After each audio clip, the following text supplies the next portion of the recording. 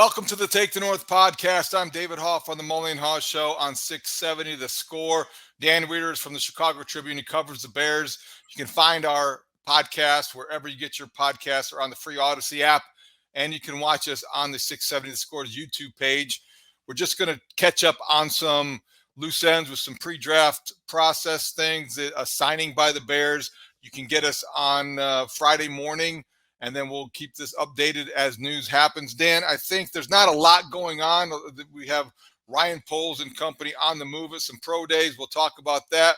But there is a signing. Dylan Cole, special teamers, another former Titan, joins the Bears. If the Bears add any more influence from Nashville, next season's Bear Down Chicago Bears will be to a country song and melody. This is getting a little bit silly. So many ex-Titans. What should we make of this? Titans and Panthers. They obviously have an affinity to those two teams with the additions they've been making here this month. Dylan Cole was pretty active on Twitter shortly after the signing, requesting help from the city of Chicago in finding places to eat and places to live. And so he got a lot of suggestions in his Twitter feed on where he should set up camp and where he should go eat. Now, I think most of us would agree that living in the city and working in Lake Forest is probably not a good idea due to the commute.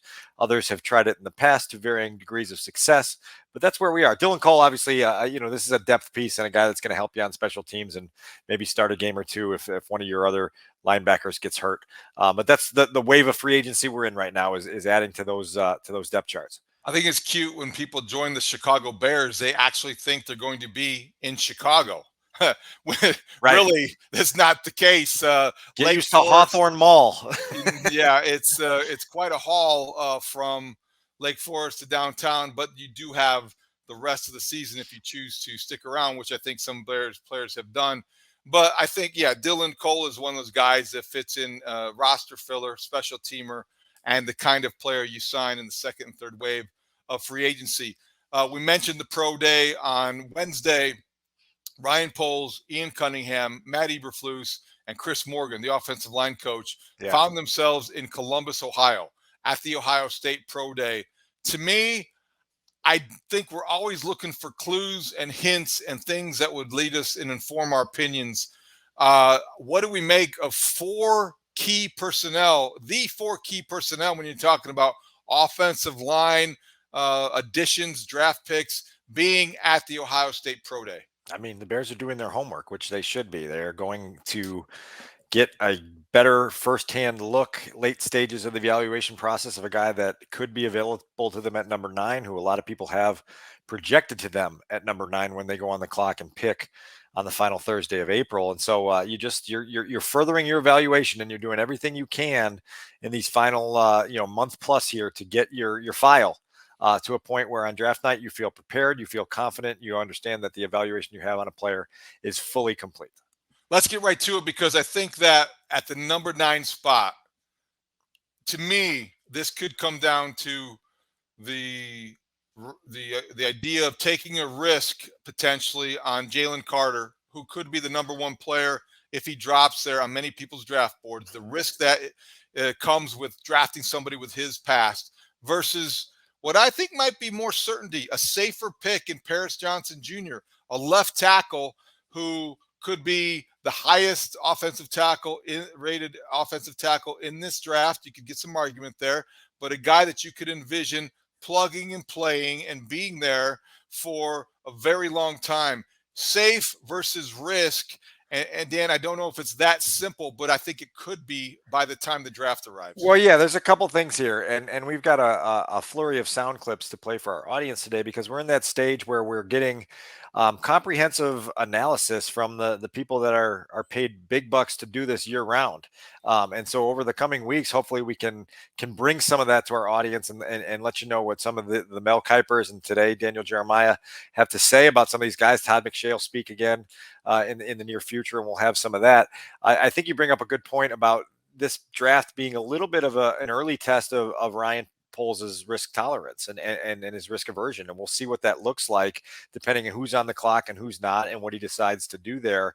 I also just think that this is a fascinating draft again, because for the first time in a while, the Bears are picking right, in the top 10, and they're picking in the first round. They've only had the one first-round pick here in the last 4 drafts, and that was the pick that they traded up to draft Justin Fields. That turned out to be an exciting day for the Chicago Bears and their fans, and now we're back in the mix for the potential to talk about all of these top shelf prospects at length. And so without further ado, here's a chance to do that, right? Well, I think absolutely. I have my thoughts on Paris Johnson Jr. I have a lot of opinions now because of what happened. We learned yesterday, but also just big picture. But I think that it is important to hear what the guys who do this all year round. Mel Kiper had his latest mock draft. He had a teleconference with NFL media, and he talked about specifically when you talk about the 2 top offensive linemen considered to be available in this draft, it's Paris Johnson Jr. from Ohio State, and it's Northwestern's Peter Skoronski. And this is what Mel Kiper had to say comparing the 2. You make of the idea that maybe Skoronski's arms are too short and that he would have to kick inside to play guard in the NFL. Can he still be a tackle? That's questionable, and that's the reason why with the 32.5 arms and it's 6'3.5", and the question whether he could survive, at left tackle, right tackle in the NFL, where he's going to be a guard. And, hey, look at Quentin Nelson, look at Zach Martin, look at the guards and what they've been able to do and how they've impacted offensive line. So, and I think he can play all 5 spots. I don't think there's any question he can play all 5 spots. We have Patrick McCarry's here in Baltimore with the Ravens, and he's a great swingman. And we had to kick out the left tackle this year. He did a great job against Jacksonville and Trayvon Walker. Didn't give up a sack. Had a heck of a game. So that was there because Ronnie Stanley got hurt. So, and I remember Brad Hopkins came out of Illinois, a great football player. It was about 6'3". So the arm length with the height is a concern. You don't usually have that in the NFL over the years, so you have to look at history and how that bodes for a player. But Skoronski's versatility, how he played, which was great. His film evaluation grades were off the charts. It got down to those 2. I actually had Skoronski going 1 pick later to Philadelphia. So either one of those 2 would make sense. Johnson, I think, gives you more of the prototypical left tackle, right tackle in the NFL. I love the versatility. Left tackle this year, right guard. You look at the Bears and you say, okay, he can play left tackle. He can project the right tackle. He's played guard. He at least played on the right side of guard. That's the kind of guy at Ohio State with Justin Fields. You think about him as a guy who continues to develop, emerge. He's only had, like I say, he's had 1 year at left tackle at the guard. He's still a developing player, which you like. He has not played his best football yet. So I just felt like the Bears, now with Jalen Carter off the board in that mock draft, I went to the next best option, which was the offensive tackle. That's Mel Kiper talking to the NFL media, comparing and contrasting Peter Skoronski and Paris Johnson Jr. Dan, your reaction to what he said about Peter Skoronski for starters? Yeah, no, I think it goes back to one of the main topics with Skoronski, and it's just what do you ultimately believe he projects to be long-term in the NFL? And I know we can kind of roll our eyes and say, oh, arm length, how important is it? Well, it's, again, this is the NFL, and there's little things that make a big difference in major ways when you're trying to put together an offense that can be highly functional. And so that's up to the people that are paid a lot more than you and I are to decide where they see Peter Skoronski slotting, because you would hate to use a top 10 pick on a guy that ultimately becomes an inside guy for you. You're trying to get some tackle support. And so that's just a part of the evaluation process that they're going to have to go through at Halas Hall. And ultimately, I think we're all sort of leaning in the direction of, we'll see what happens with Jalen Carter on that first night of the draft. But if not, go ahead and shore up your offensive line with somebody that can lock down a position that you weren't able to fill in free agency. And that's kind of where this is right now. I like Peter Skoronski as a prospect, and I certainly loved him at Northwestern, even though they did not have a great season his last year in 2022. I sense people that are liking the idea, and the Peter Skoronski supporters, tad bit defensive, I think, about the fact that he has an arm length, there's short arms that are the evaluators consider a factor. It's not something that we are manufacturing or imagining. You've got people that do this for a living, that have the research and the data to support their suggestions. When Mel Kiper was asked about Peter Skoronski at tackle long term, and he says that's questionable, that's not something that is a slight. That's just a fact. And he also referenced him and compared the path of going from tackle to guard to 2 very accomplished offensive linemen in the NFL who've had very fine careers in Quentin Nelson and Zach Martin. So it's not an insult or a slight to acknowledge what is out there for everyone to see. Peter Skoronski, in the eyes of many talent evaluators, it has something that they're going to consider, just much like 40-time bench press, whatever the case, it's a measurable. And when you have measurables, you're going to take that into account. So while I think that Peter Skoronski will be an NFL offensive lineman that will be accomplished for as long as a decade, perhaps, I get why people are projecting him potentially or leaving open the possibility that he would play guard. Yeah, I mean, and you allow yourself to be informed by the measurables. You don't need to be dictated by the measurables. You can let your film review and all the things that you do in the pre-draft process allow you to come to an informed decision, but you have more information. And so again, like these are all fascinating pre-draft storylines. We've talked previously that the 2022 Bears are made for this kind of chatter because they're in the mix for so many different things. And over time, you learn that it's okay to have these conversations beforehand and not just play the revisionist history game 3 or 4 years down the road. It doesn't mean you have to come down hard one side or the other, but the discussions are worth having, and it's worth understanding what exactly the folks inside the building that are trying to put this roster together in a way where it can sustain success have to consider when they're using a valuable draft resource to try to shore up something on their roster. In my opinion, there are just fewer questions about Paris Johnson Jr. I think he is, in the words of Mel Kiper, the prototype offensive tackle in the NFL. My goodness, he's 6'6". He's 315 pounds, whatever he measured. He did 29 bench press reps of 225. He, I think, made Chris Morgan salivate during his offensive line drills at Columbus on Pro Day. This is somebody that looks the part and looks capable of being a plug-and-play day-one starter on your offensive line, whether it's at left tackle and you move Braxton Jones to the right side, or it's at right tackle and you keep Braxton Jones where he is. If you get an offensive tackle, a rookie offensive tackle that plays at an acceptable level out of this draft at the number 9 spot, you would have to be overjoyed, I think, if you're Ryan Poles and if you're a Bears fan wanting to maximize your draft capital, especially that first pick. Well, you don't have to be a standout right away. You have to be a starter pretty quickly, and you have to be able to perform at a level that allows everything you're trying to do with the evaluation of your quarterback to progress accordingly. But you don't have to be a standout right away because the Bears aren't in a position where there's a lot at stake in terms of their championship contention. And so you can use development as part of your formula here. And that's you mentioned Chris Morgan previously. I know there's a lot of optimism and confidence inside the building about who he is as an offensive line coach and what he can do with whoever they bring in to work with. He's obviously going to have to do a better job in 2023 than we saw in 2022 because there were so many moving parts and there were so many injuries and the ins and outs and everything else that went with it.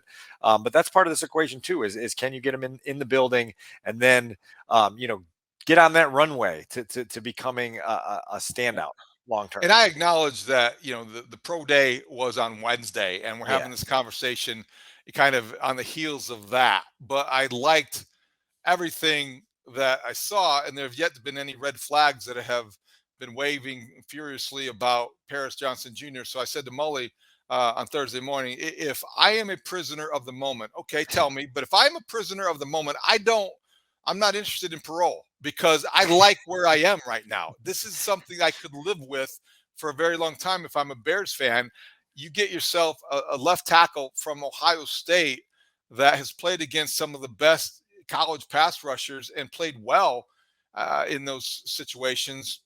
That's what you're looking for in this draft, a day one starter and somebody that could be, as you say, solid early and maybe spectacular over time. I'll just tell you this, in the Dan Wiederer legal system, prisoners of the moment get lengthy sentences. I do not stand for prisoners of the moment. I do not disagree with anything you said there, and I think this is an item on the menu that you'd feel very good about if you ended up choosing it.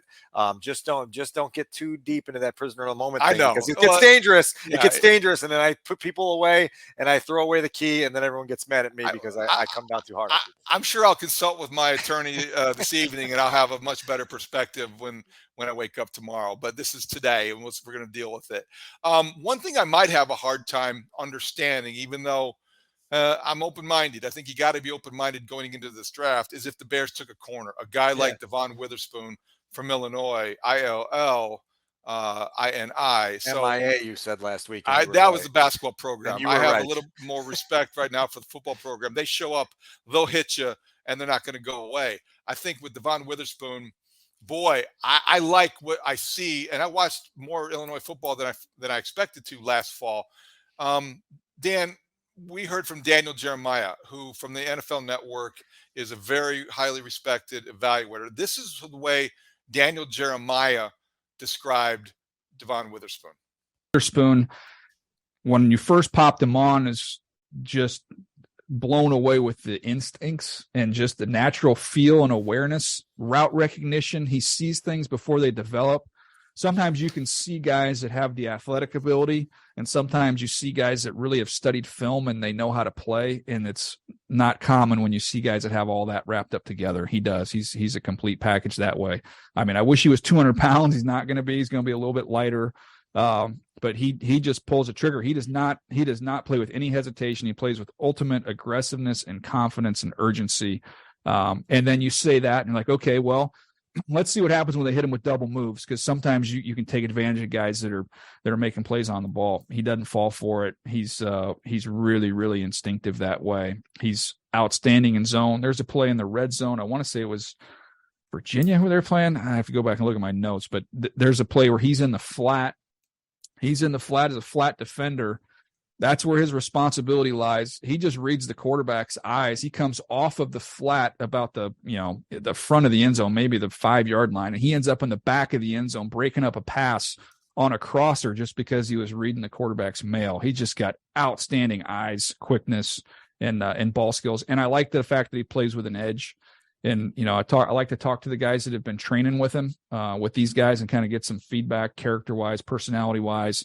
And they're like, this guy's just got really, really good Florida swag. Like, he brings good energy. Reminds me kind of the way, we had a lot of Miami players when I was with the Ravens. He's got that kind of a good Miami vibe. So I'm a Witherspoon fan. I love his game.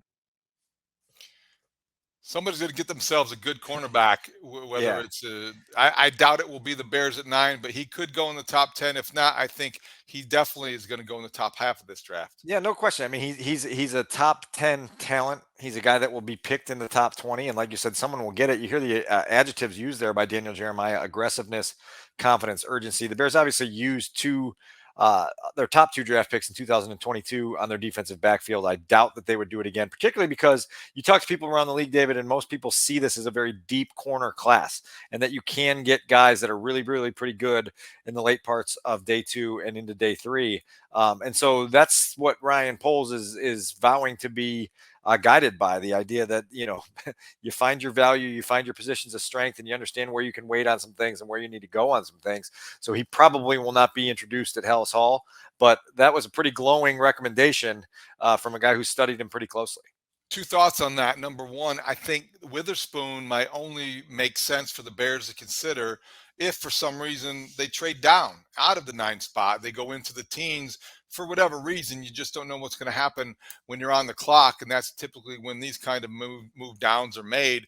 And the other thing is that I agree with you because of the need at the position, what they did last year in the draft. But I also think that, from my perspective, I didn't expect the Bears to go into free agency hell-bent on rebuilding their linebacking core, because I just didn't feel like that was going to be priority one. So as far as we know, they may have Devon Witherspoon higher on the board than we anticipate because of those traits and attributes Daniel Jeremiah identified. And I think he's exactly right on. When you watched Illinois play, this kid had great feet and an edge, and he was fearless. And so when he challenges routes, he may have to learn that, and the double move is where he becomes susceptible if he's that aggressive against real polished NFL route runners. But if the Bears move down, he's in the teens, you never know, especially because of their priority list, that you just can't really ever feel very good about predicting, because Ryan Poles, we're still getting to know exactly what he likes. Well, and I like edge when it's sharp in the right spots. And I think Devon Witherspoon is one of those guys that has that edge in a way that's channeled properly. Definitely the requisite confidence that you want to have at that position. And we'll figure out what his draft fate is late April. So we talked last podcast about how important it was for the Bears to continue the evaluation process after they have gotten out of the number one overall spot, and whether or not there's value in continuing to, what do you think about Will Levis, and how is Anthony Richardson under pressure, and those kinds of intangibles and that kind of evaluation, which makes it interesting to look at. This is going on with the teams now are going to be having to do that for their franchise. Carolina comes to mind. We heard from Frank Reich earlier this week. CJ Stroud, Bryce Young. It's going to be either or. I feel like right now, before we get to the Mel Kiper evaluation, Dan, we're getting hints that CJ Stroud may be the guy, and it may be because of your guy, the influence of Josh McCown, that we're seeing that CJ Stroud could emerge as their favorite quarterback. There was a sound clip out there that Josh was challenging him to play horse, right? And said, we'll find a hoop when you're in Charlotte. And people were trying to determine whether he said when you live in Charlotte or when you visit Charlotte. And everybody's doing the pre-draft scrutiny on that. Look, like they've got a good cast in Carolina to develop a quarterback with Josh and Frank Reich and Jim Caldwell and others that are going to be, taking on a project that should have a lot of potential to it. Just to kind of steer this a different direction for a second, the only people that get longer sentences than prisoners of the moment in my law system are revisionist historians. And so one of the things that you learn over time covering the league is when you're covering a draft, you want to gather as much philosophy and decision-making principles from the people that are making these decisions as you can, so that they can't come back 4 or 5 years from now and change their mind on what they were saying about a prospect in the moment. So listen, when you go into the 2023 offseason and you have everyone saying that you control the offseason, you are the owners of the number one pick, the owner of the number one pick has the option to do whatever they want with any player in the draft. And so it is imperative that we keep our mind on what the Bears are passing up by trading out of the number one spot, what they're passing up when they pick at number 9, when we see guys that are still on the board. It's imperative that you measure those things, because we all know that there's redrafts 3 and 4 years down the road where the board looks nothing like it looked on the actual draft night. And so that's why I think, just in conjunction with the conversation we had last week about the Bears, not maybe completing their homework assignment on the 2023 quarterback class. Well, now the Stroud versus Young argument is one that you still have to pay attention to in Chicago until Justin Fields makes his 4th Pro Bowl. I do not want to be somebody who gets his PhD in revisionist history. So I'm going to go on the record now and say those are good points, but Bryce Young is going to be a better NFL quarterback than CJ Stroud. Studs, timestamp it, Studs. Bryce Young is going to be a better NFL quarterback than CJ Stroud. If I were the Carolina Panthers, I would not mess around by getting Josh McCown to see if he could make a left-handed layup in a horse game against CJ Stroud. Nonsense. Pick the gimme. Take the gimme. Bryce Young is there. I know he's shorter. I know he's slighter, but I do think he's going to be better than CJ Stroud. That said, who cares what I think, because Mel Kiper does this for a living, and he evaluated Bryce Young and CJ Stroud and compared the two. I think there's a lot of factors that go into trying to figure this out. Does Frank Reich stick to what he's done with the bigger quarterback and go with CJ Stroud? Does he go with the ultimate outlier? And there are some people that feel like you never should draft an outlier. Outliers you can't do it.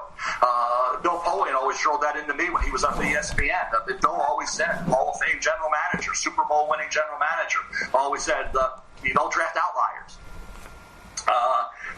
Bryce Young is an outlier. There's no way around that. So I think he's a great player.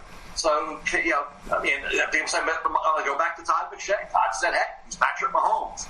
He's Steph Curry. Okay, if you're Patrick Mahomes, Steph Curry, you're going number 1. But then the size factors in. If you're a little bigger, and I'm not really talking about the height as much. It's the weight. Can he maintain that 204? That's why I think today will be important. Tomorrow will be important for that reason, to see what he is when they bring him in for their private workouts. So you're really close. You're really close. And I think Levis is in that mix for me, and Richardson's in there. I think all 4 of those guys are really close. I went with Bryce Young because I set the bar at 195. And I said, if he's 195 or heavier, I'm going with him. He was 204. So that's why I went with Bryce Young. So I went Young, Levis, Stroud. Levis and Stroud basically the same grade, and Richardson right there as well. So again, for Carolina, it's going to be interesting to see if Reich deviates and goes away from what he has done at quarterback to go with Young, or he sticks with what he's had with the bigger quarterback and goes with the 6'3", 215, 220-pound CJ Stroud. So that's going to be fun to see how it plays out. I don't know if they made that decision yet or not. Sometimes teams have made that call by the time pro days take place. I've had GM say, I knew going into the pro day who I was taking at quarterback. To all the pro days, I was there for every one of them, but I knew who my quarterback was before the pro days even happened. I had another former GM say, hey, it's not the pro day. Pro days aren't important. It's the private workouts for quarterbacks that are going to be the most critical part of the equation. So we'll see. By the time we get to late April, we're still over a month away. It's going to be fun to see how this plays out because, like I say, you could argue either quarterback is the right pick, and they have to pick one. So that's why sometimes it's better to get the guy that's left over than the other guy. Let's get the guy they don't take him. Sometimes that works out better in the long run. Sometimes it doesn't. There's no perfect way to evaluate quarterbacks. There's no blueprint for success. It's a lot of hit or misses, as you've seen. But for quarterbacks, it's got to be your gut feel. You got to trust your gut on quarterbacks. You really do. Everybody sees everything. We see all this. We get all the numbers. You know everything. Everybody. The information's all out there. There's no private information, things that they know that we don't know. Everybody knows everything. So it gets down to, who do you feel is best suited for your team that brings that hit factor, brings that attitude, brings that approach that you want. That's why Bryce Young, to me, that's another reason I gave him an edge. And the 195 was the bar with the weight, but he's got that thing that says, just let me be out there with my team, and I'm going to win games. And I'm going to win the big. I'm going to do what it takes. And I see things that nobody else sees. I can decipher things quicker than anybody else can. That's Bryce Young's strength. That's what he does best. Can he stay healthy for a long NFL season? That's what worries me.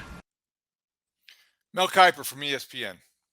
Yeah, and look, like he says, it's not always great to pick first. The Bears can attest to that. In 2017, taking Mitch Trubisky as the first quarterback, the two guys that came off behind him, particularly the guy at number 10, Patrick Mahomes, wound up being a much better player. We all saw Justin Fields was the fourth quarterback drafted a few years ago. So Josh Allen, Lamar Jackson, it's not always a blessing to be the one that has the first spot in the line at the quarterback buffet. But the Panthers have that designation now. We'll see if they stay there. We'll see if they maybe want to cede that to somebody else like the Texans, and we'll see how they go through the process. But Mel seems to be on board with you that it's Bryce Young and Bryce Young only. Kind of, but I'll say this. When he says don't draft the outlier, I don't want to compare him to Patrick Mahomes. I'm not going that far, but Patrick Mahomes was the outlier. Sure. So drafting the outlier in 2017 was the reason the Chiefs are becoming a dynasty. So I think sometimes it works. Drew Brees was an outlier. Yeah. He was a second-round pick, and maybe, he was a guy you didn't expect to become a Hall of Fame quarterback, but he was unorthodox. Here's the other thing, and I have a ton of respect for Kiper, but I think sometimes he says things that make me like cringe a little. Saying that the breakoff point was 195 pounds. So you're telling me that Bryce Young, because he had seconds at Steak and Shake in Indy, is going to be a better NFL prospect because he weighed in heavier and over 195? I think it's an arbitrary number. I don't think there's any number. You can see him if he's sturdy, if he can avoid hits, if he can stay healthy. I don't care if he's 190 pounds or 215. You're going to play at a game speed, and you're going to have a durability and strength. You're going to have the frames that withstand some punishment. I found it odd that somebody as accomplished and specific as Mel Kiper is about certain traits, like, if he would have weighed in at 194, I'd have said, okay, CJ Stroud's better. But 204, I'm all in on Bryce Young. That was just a little surprising. I'm with you that number is entirely arbitrary, and it's just one that was kind of pulled out of thin air and made into something. Look, like the challenge for Bryce Young at the NFL is going to be having the pocket presence and the ability to manipulate inside of chaos to avoid the huge hits. right? It's not going to be what weight he's at. It's going to be, can you do the things that elite quarterbacks do in this league to make sure that they don't take a beating week in and week out? And so that's going to be where he's at there. Just to keep a Bears frame around this quarterback discussion, because that's important. I know I've told this story, 30 times in my career and probably 3 times on this podcast before, but I always go back to the draft where Russell Wilson was coming out. That would have been the 2012 draft, if I'm not mistaken. And the Vikings coached him at the Senior Bowl. And there were people inside that building that were in love with who Russell Wilson was and who they thought he could become as an NFL quarterback. But they had already turned the page and made Christian Ponder, as a rookie, their starting quarterback. And Ponder was heading into his second year there, and they were going to see it through with Christian Ponder. And so they said, yeah, Russell Wilson's probably not worth rolling the dice on at this point in our development because we've already got our guy. You can see where I'm going with that. It's just important for us right now to understand that CJ Stroud and Bryce Young and where they go with their NFL careers is very much relevant to the Chicago Bears, again, until we know the end of all these stories, because that's what's at stake in this league. And that's how fickle it can be when with one decision and one vote of confidence and one gut feeling and one feeling of conviction that leads you down a path, and you see where it leads. Okay, so let's move it on. Daniel Jeremiah from the NFL Network, as we kind of get back through our sound on the NFL draft prospects, had an interesting point to make about Bijan Robinson and the Texas running back that I think we both are somewhat captivated by, but I just don't know how that could Practical. be justified giving. And plus, can you justify that kind of luxury? I love the idea, but I think sometimes I do get carried away with loving that idea. But he had an interesting point about the kind of team that might be ready to draft or take a chance on Bijan Robinson from Texas. And is not only the best running back in this class, he's one of the 5 best players in this class. He's elite. And then you transition to, okay, where does he go? And then all of them say, I have no idea. I have no idea. Does he go into the 20s? There's people that say there will not be people inside the league. And I know, and some people think, the analytics, they'll kill him. If he were to go in the top 10, he would not get laughs around the league because people know how good this guy is. So I just don't know where to put him. And you look at all the different needs that these teams have. And my philosophy on kind of the running backs is I don't mind taking a running back in the first round as long as your team is ready to win right now. Because if you take into account the guy's got 4, 5, 6 years of, elite production, I don't mind getting him in the first round because I get the extra year on the contract with, it's easy to control it. Then I've got a franchise tag number if I want, and that could kind of take me through all of his prime. But I don't want to waste carries on a crappy team. I want to have all of his carries over that 5-year period count and help us push towards, a championship. So to take a big time running back like that and your team stinks, you're going to waste his prime and it's not going to do anything for you. So that's the conundrum there with Bijan Robinson, but he is no doubt about it. To me, he's one of the premier players in the draft. That's an interesting way to look at it. And he's exactly right in my view. Teams ready to win now can take that chance. And boy, can you imagine a team like the Eagles ending up with Bijan Robinson? That's what some mock drafts have him going. And if they add him to the mix with Jalen Hurts and their outside receivers and tight ends, and goodness sakes, that offensive line, that would be a home run pick. I mean, don't question about it. And if you're limiting it to just teams that are ready to contend, my God, you're going to get a guy that pretty much everyone in the league says is a sure thing. The reason I'm so it's so intriguing to me, and I've said multiple times here in the recent weeks that the Bears shouldn't do this, and they likely won't do this. But the appeal to it is the fact that you're getting a sure thing. And we know here in Chicago, as well as anyone, that sure things in the first round are few and far between. And so if you can just fill that hole with somebody that is going to be a difference-making impact player for you for a half decade, it is appealing. Now, look, like Daniel Jeremiah's reasoning makes perfect sense to me. It's perfectly logical. It's the reason the Bears probably will not take Bijan Robinson. But man, this guy is a really, really good football player. He's going to make a lot of fantasy football owners very happy in the next few years. And there is going to be one NFL team that if he winds up in the right situation, that might put him in as one of the key engines of a Super Bowl draft. You said the Bears shouldn't do this. Again, back to the question about, do we really know what Ryan Poles is thinking going into this first round? What would it take, do you think, and I guess what would be your level of surprise if they did take a chance in a big swing here on a running back early?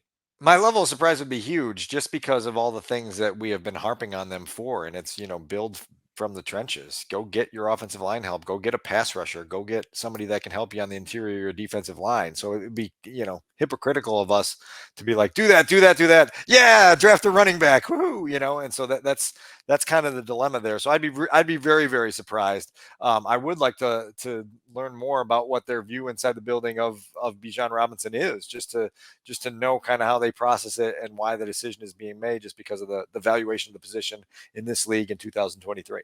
What is your minimum sentence for hypocrites in your system? Well, so what did we say? We said prisoners of the moment. That's really bad. What was the other one that I had for you? Oh, revisionist historians. Yeah. Man, like even just saying that word in my head makes me angry. I know.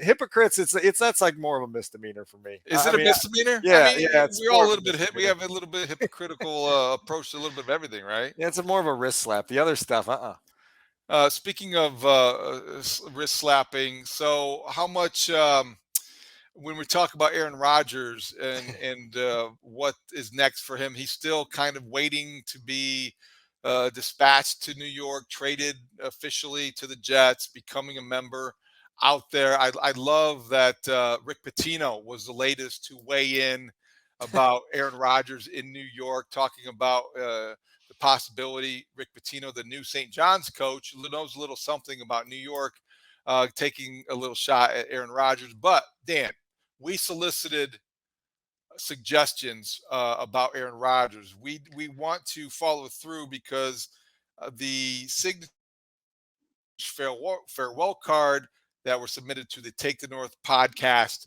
created some very interesting responses, and I'll let you take it away from there. Yeah, kudos to Studs for going out to the Walgreens and buying this nice card for us. Obviously, we the respect we have for Aaron on this podcast. We know how thankful we are to him for interrupting the darkness retreat for 6 great minutes with us on the podcast not that long ago. And so Studs bought him a little good luck in your new job card, and we asked some of our audience members to give us a little signature on Twitter. And I have a handful of these that I'm going to read. The first one comes from Eric Swanson, and he says, well, Aaron Rodgers is finally gone, and the final Infinity Stone has been collected so that the Bears and myself can finally find peace in the NFC North for years to come. Have an awful time in New York. I hope you stub your toe on a metal bed frame every day for the rest of eternity. Wow. That's a good submission by Eric. That got really deep in a hurry for the rest of eternity. You want your leadoff hitter to get on base. Eric Swanson, leadoff triple. Appreciate that response. Yeah. We had at Rossi Ice gave us ayahuasca, which was a nice farewell.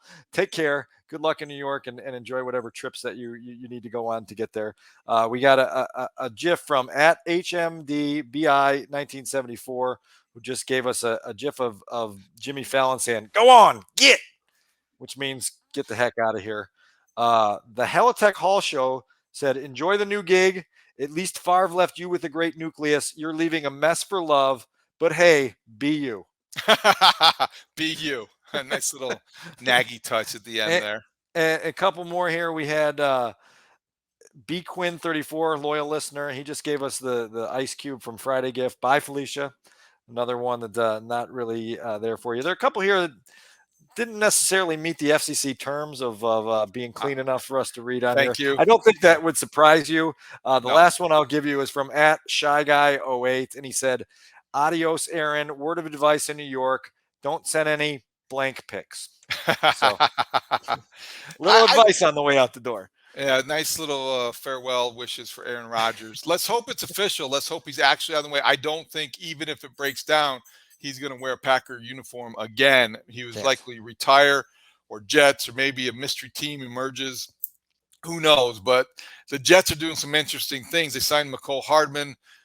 They make a trade to kind of free up some cap space. You wonder if that's all related. And also to get draft capital in return, so maybe to give back to the Packers, who are holding the line there, because they feel whenever you guys want to make a deal, fine with us. We'll wait it out because he's not coming back here. Yeah, and it's former Hallis Hall occupant Joe Douglas who's running that show for the Jets front office, and so he's got a lot to think about, sort through, figure out. to execute this trade. I think we're all ready for this to be in the rearview mirror sooner rather than later. But certainly, old number 12 doesn't mind a little bit of attention and drama during these off-season times. Last thing, we'll close with a question I have about going back to Paris Johnson Jr. And this is a silly one, but he has been on record. He is the only guy I can remember praising the Bears combine meeting approach of throwing darts and playing putt-putt golf. He also is on record after the pro day in Columbus calling Chris Morgan amazing as an offensive line coach. Is he laying it on a little thick? Should we look into that at all? Because this is a very effusive and complimentary offensive tackle. Are the Bears taking the bait? Do you think that means anything?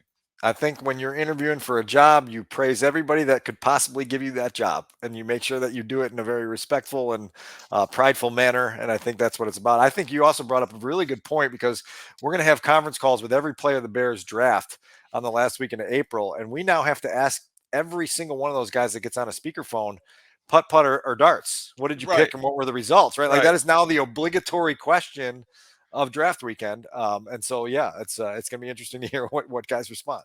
And to finish the way we started, I think I would rather wonder or question whether a potential number 9 overall pick was too effusive rather than too erratic. No doubt. And now it could be the Bears having that to weigh between Paris Johnson Jr. and Jalen Carter. And we'll continue the conversation and weighing and contrasting and comparing as we get closer to the draft. Yeah. So a couple things as we flip the page here. The owners' meetings will start on Sunday evening / afternoon, most likely Monday morning in Arizona. There's a couple rules proposals that the competition committee is bringing forth. I wanted to ask you about two that caught my attention the most.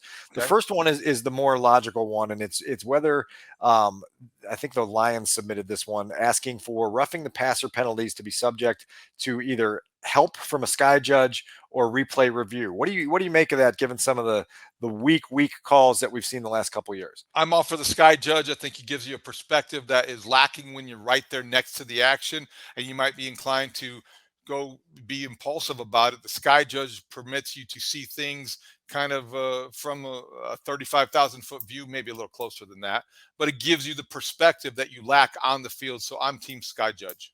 Okay.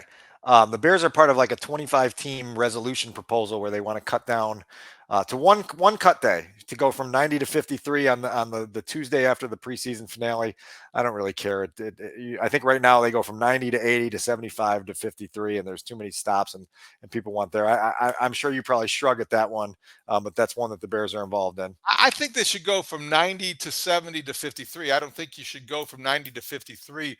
That creates too much of a chaotic waiver wire reaction and waiver wire, and a lot of good players, a lot of careers might be, sacrificed in the midst of sifting through all those different possibilities and looking at all that different tape. So I would be in favor of normalizing it, giving it a little bit more clarity, and going from 90 to 70 to maybe 53.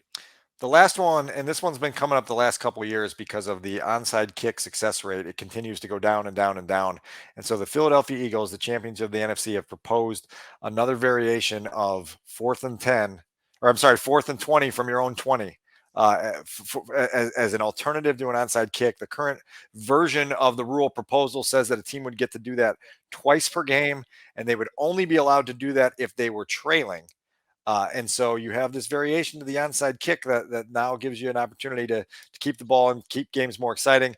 It's a little bit rock and jock to me, but there's a part of it that I kind of like for the end game sort of theater of it. If I wanted gimmicks, I'll watch the XFL. Okay. No. Absolutely. All right, that's a hard no. So that's David's in the no camp. I think it's going to take a long time for them to even get close to what it would require to take a vote. And if they took a vote, they would need 24 out of 32 teams to approve it. So that one's probably going to get shot down next week. But I think it's at least it's chatter fodder, and I kind of like the idea of would you be open to experimenting with it in the preseason? Why? And not if it's going anywhere. I don't want to experiment with something I'm not going to. Yeah, maybe. I don't want kicks. If somebody's going to get hurt, then they're going to say, "Why did you do that? Because you risk injury." No 4th and 20, 4th and 16. I just do the onside kick and do it better.